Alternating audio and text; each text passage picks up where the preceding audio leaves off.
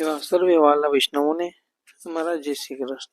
વૈષ્ણવો, આજે આપણે સત્સંગ કરીશું કે ઉકાતાની વાર્તા. એમાં વાર્તા આપણે 61 સુધી પૂર્ણ કરી. આજે આપણે 62મી વાર્તા પહોંચ્યા છીએ. તો 62મી વાર્તાનો આજે આપણે સત્સંગ કરીશું. આગલા સત્સંગમાં જે નાનજીએ આતાને સવાલ પૂછ્યો હતો કે મનોરથનો અર્થ કયો, એટલે એ 61મી વાર્તામાં મનોરથનો અર્થ છે એ આતાએ સમજાવ્યો હતો.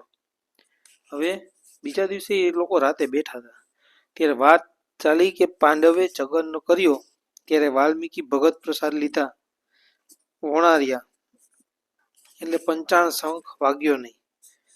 જ્યાં એને તેડીને આવ્યા અને પટરાણીઓ ભેગી થઈને નવરાવ્યા, ભોજન પીરસ્યું, પણ જરા સોસ આવ્યો એટલે થોડો વાગીને રહી ગયો. પછી જય પ્રેમથી પ્રસાદ લેવડાવ્યો ત્યારે શંખ વાગ્યો.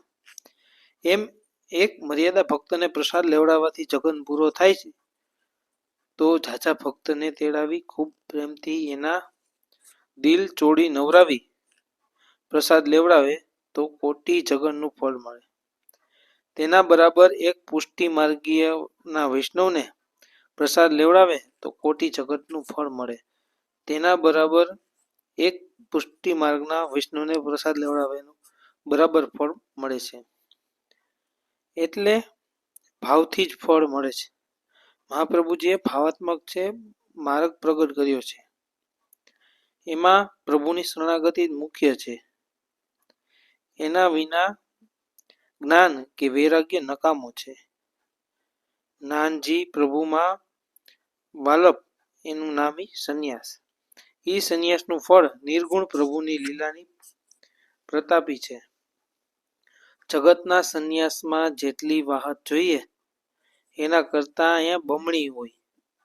સંન્યાસી એક કમંડળ રાખે તો પ્રભુની વિરહી સંન્યાસી 2 કમંડળ રાખે. એક કમંડળમાંથી કોક દીક ઢોળાઈ જાય પણ આ 2 કમંડળમાંથી કોઈ દી ખૂટે જ નહીં એવી પ્રવાહ આવે છે. પછી નાનજીને સવાલ થયો કે આતા ઊંઘ બૂંઘ તો નથી આવી ને, ગાંડા કેમ ગદોડો છો? ત્યારે આતા કે શું કે છે, તું સમજતો નથી, તે મને ગાંડો કે છે. આતા કે મૂર્ખા, તું બડાના કમળમાં નહીં હો, એ તો વિરહી ભક્તની 2 આંખોના કમંડળ છે. પ્રભુના વિયોગે પાણીના ધોધ પડે. દીકરા, હવે સમજ્યો? સાંભળ, સંન્યાસી દંડ રાખે એ લાકડાનો હોય અને જેને આશા છે કે એવી અહીં 2 આશાઓ ન રખાય. એટલે નાનજીએ આતાને પૂછ્યું કે આતા, ભાંગી તૂટી હોય તો કોક ટાણે મૂંઝાય નહીં, એ હારું ને? ત્યારે આતા કે ગાંડા, સંન્યાસી લાકડાની એક આશા રાખે છે ને તે પ્રેમ વિરહી ભક્તો પોતાના 2 હાથ ગાલે દઈને પ્રભુની લીલાના વિયોગનું દુઃખ સંભાળે છે. એ 2 હાથનો દંડ લાકડાના નહીં. વળી સંન્યાસીને જ્ઞાન જોઈએ. હું બ્રહ્મરૂપ છું એમાં એક અહીં ભગત જ્ઞાનમાં છે. હે શ્રી કૃષ્ણ, હું તમારો છું, મારા ઉપર કરુણા કરો. તમે જ્યાં છો ક્યાં છો એમ કરીને કાળજામાં નિહાસા નાખે છે. એ ખરું જ્ઞાન લે. એટલે આ 62મી વાર્તા હતી, ઉકાતાની વાર્તા. એ વાર્તા અહીં આપણે પૂર્ણ કરીએ છીએ. ફરી મળીશું ઉકાતાની વાર્તા જે 63મી છે એના સત્સંગ સાથે.